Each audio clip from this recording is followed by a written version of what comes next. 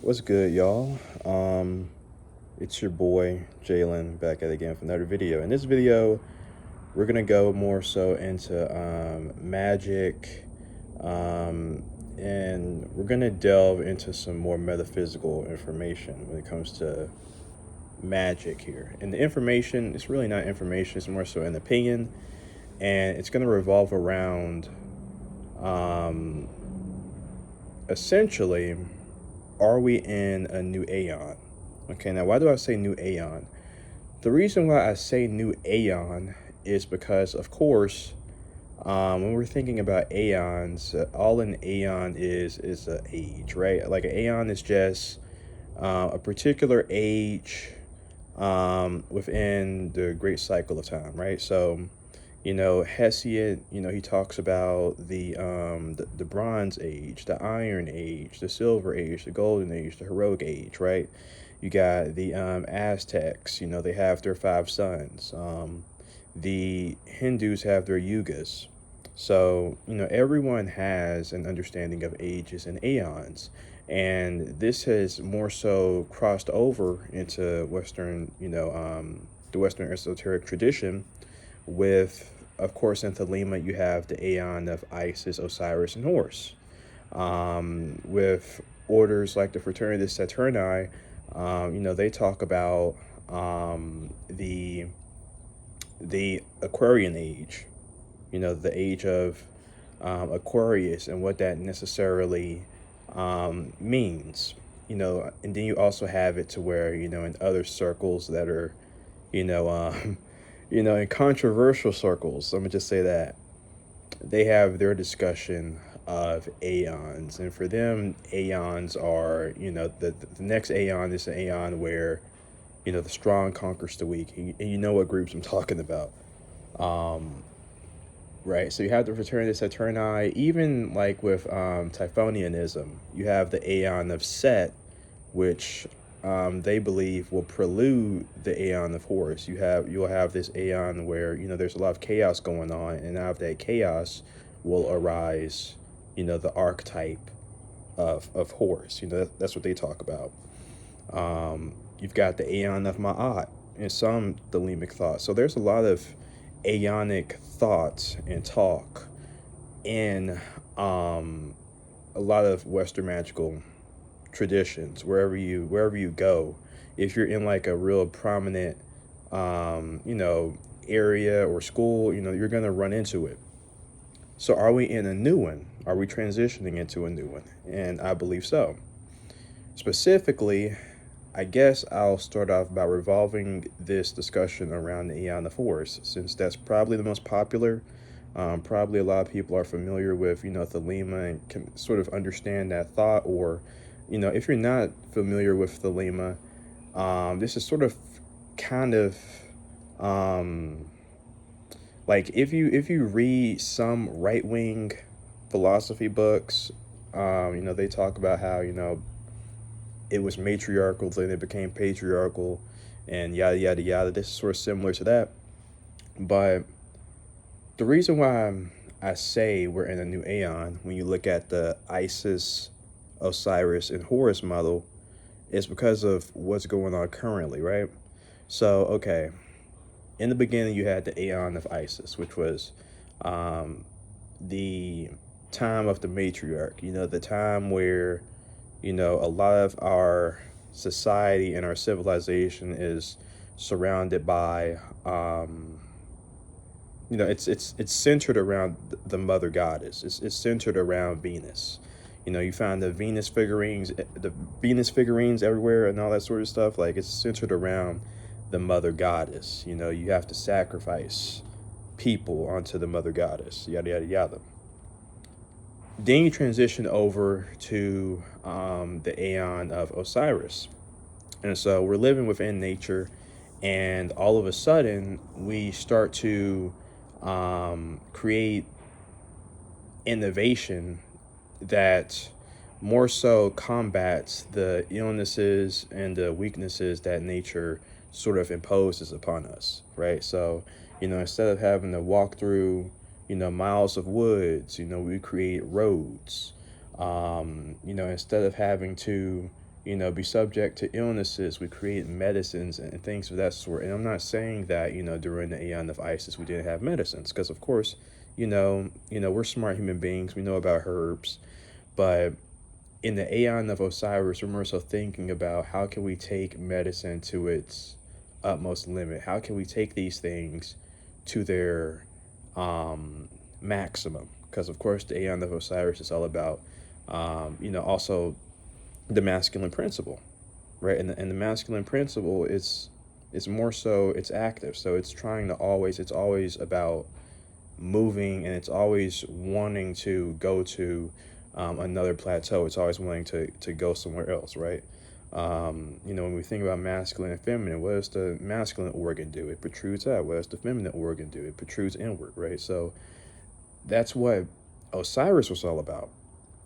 But with Horus, when we look at the mythology of Horus, a lot of people don't really, a lot of people think about the Aeon of Osiris, not Osiris, but Horus, and it can be kind of, kind of hard to conceptualize. But when you look at the mythology, it's not really that hard to conceptualize, okay? Think about it like this, right? Let's look at recent history, okay? So we're coming out, so we have modernism, and we're coming out of postmodernism. And we're going to tie some Typhonianism into this as well. So we're coming out of modernity, went into postmodernity, and now we're living in the results of postmodernity. Now, what is postmodernity? What postmodernity essentially is there's no, consensus in anything. Everything is up to be questioned, right? There's no universal concept to any particular phenomena. It's all about, a lot of people think that it's all about, the power structure. It might be about the society that you're under, but there's no such thing as a universal consensus. Everything, when you really look at everything, you really can be able to deconstruct it if you look hard enough, because there's no foundation. There's not really like a bedrock. That's what postmodern thought is all about.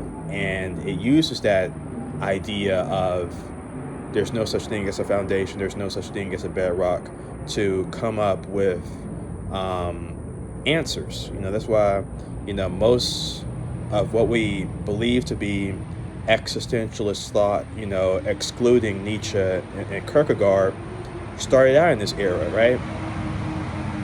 Dang. It started out in this era with, you got Sartre, you got Camus, you have like all of these French thinkers, which, they're postmodern. They believe that the man isn't really anything in themselves. They believe that, the universe is really just, it's either absurd or it's empty, and, we're just making of it what we make of it. Now, when we look at the Typhonian model, postmodernity could be, it could be the Aeon of Set, or it could be the energies of the Aeon of Set making its way into the Osirian age in order to usher in the age of Horus, right? And right now you sort of see it with like people's beliefs and ideas and thoughts. A lot of people are reverting. They're going backwards in their thought forms. They're going backwards in the philosophies that hold them together. People are, when you look at the right, they're becoming a little bit more prejudiced, a little bit more on the racist side. When you look at the left, they're becoming a lot more of, hey, the right is doing this. So since the right is doing this wrong, then that means that the opposite is the correct answer. Or, we need to do something. If we just all, unite, then everything will be okay, but that's never, that doesn't work at all. You know what I'm saying? Like I said, if these things worked, then the situation that you're in right now wouldn't exist to begin with. You know what I'm saying? Like, if the things that the right spouted worked, they wouldn't be in the position that they're in to begin with. And what you're seeing is you're seeing a lot of these beliefs, worldviews, philosophies, ways of looking at the world, like all of these Osirian perspectives and these Osirian constructs, all of these things that have held us together, you're seeing it sort of break apart, right?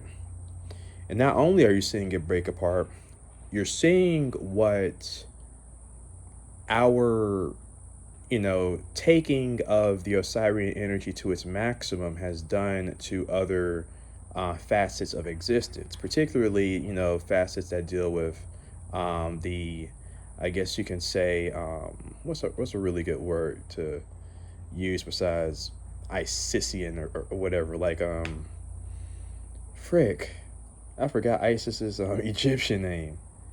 Um, Damn, y'all, I forgot Isis's Aset, Asetian. Like the Asetian energies, right? Like things like the Earth, right? We got climate change. Things like women, right? Like with women, I talked about suicide affecting the elderly, but you got areas like East Asia where women are also a really big population that commit suicide a lot, right? And I'm not saying that to say that men don't have it bad too, but I'm saying that our neglect of, feminine areas in life is coming back to bite us in the behind right now, since we're in, sort of kind of close to the end of the Osirian epic, if that's what you want to call it. And being the end of the Osirian epic, Set is going to do Set things.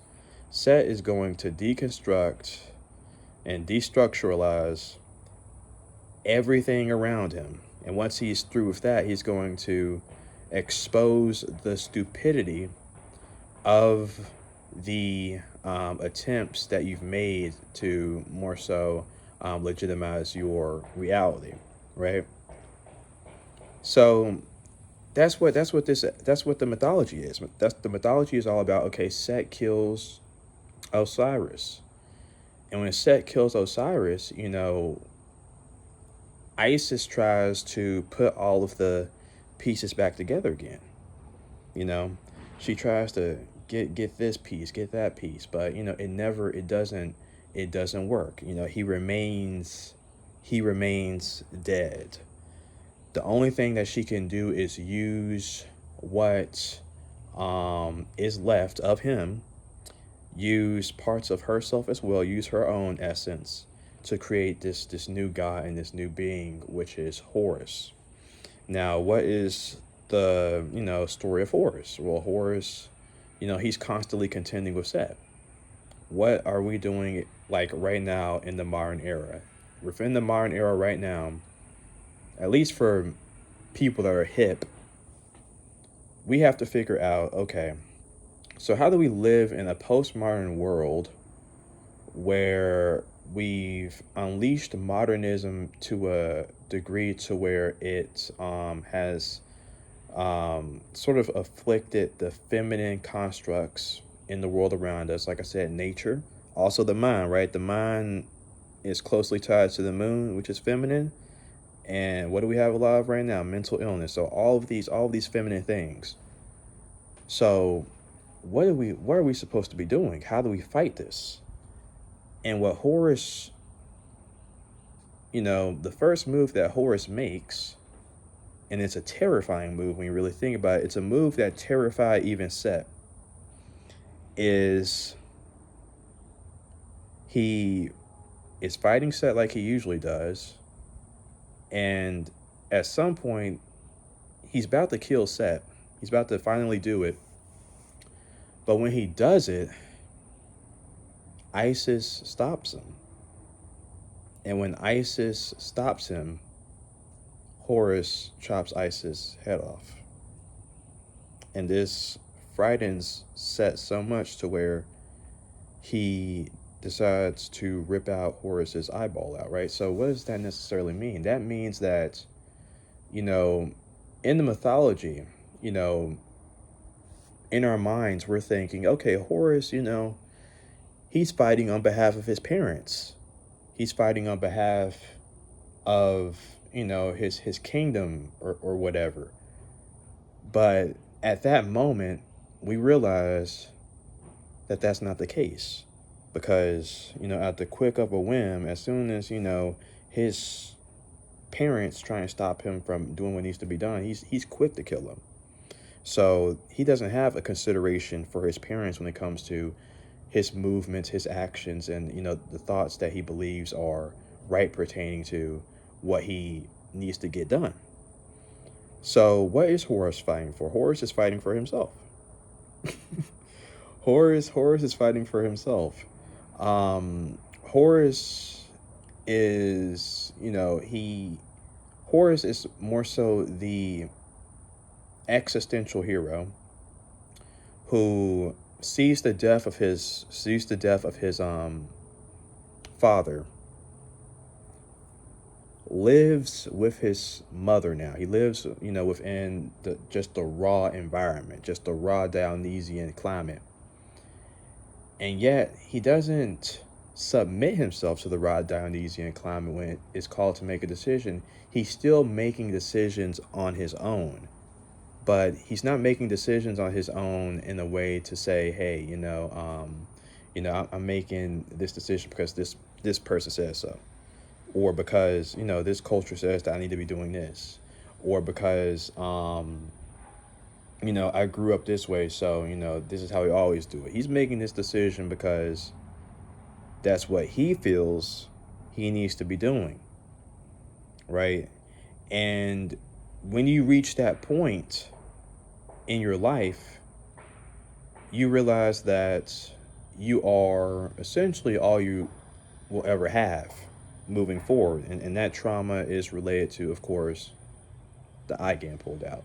But later on, he gets an eye back. And not only does he get his eye back, he receives an eye from Thoth.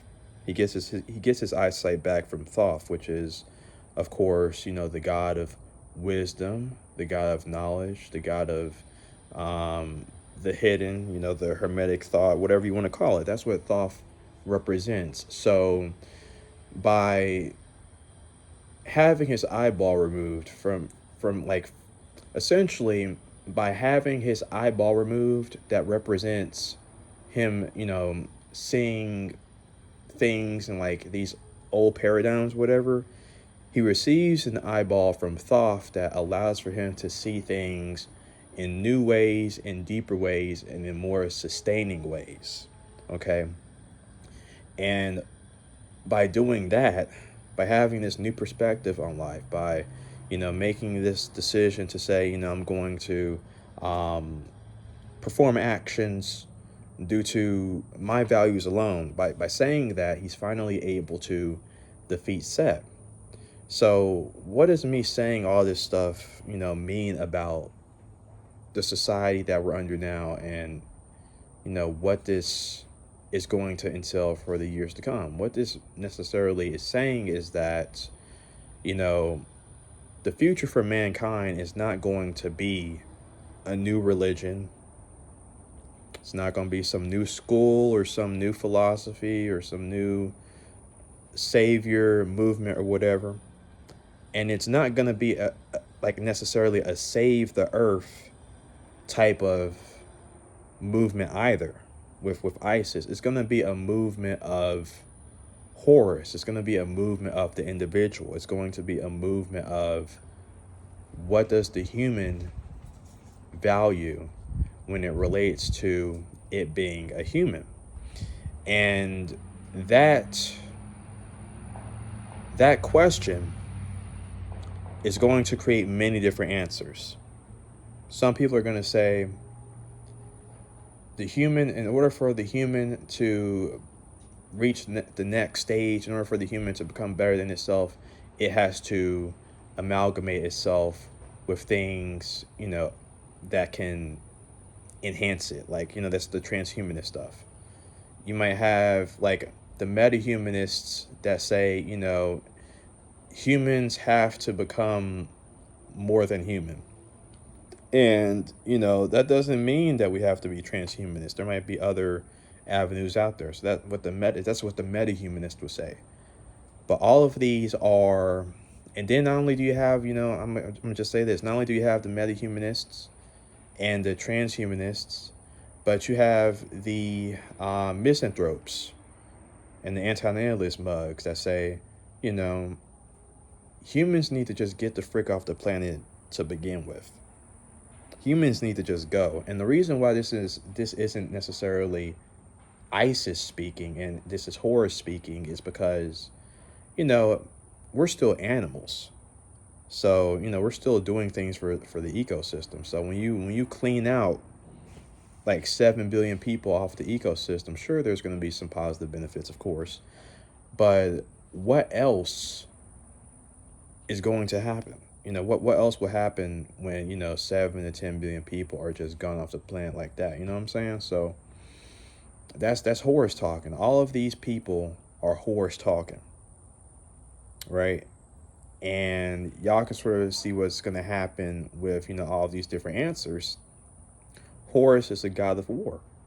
So, all of these different answers to the human question are going to come about. And, all of them can't exist like at the same time. At some point, one school is going to get in the way of the other school. So they're going to fight amongst each other. So there's the war, more so energy coming about. So you can see that we're entering a new Aeon. It's coming. Like the Osirian era is done. It's over with. That's why politics looks so stupid now. That's why politics looks stupid. That's why the economy looks stupid. That's why religion is looking stupid. All of these things that we've put our collective, our collective mental security in are gone. They're going away. And all we are left with is us as people, us as humans, us as, you know, living agents. I can't even really say thinking agents because, like I say, there might be people that say we need to just focus on emotions. There might be, rationalists out there. Like, this can go in a lot of different, like, humans from here on out we're going to be seeing some very interesting things. You know what I'm saying?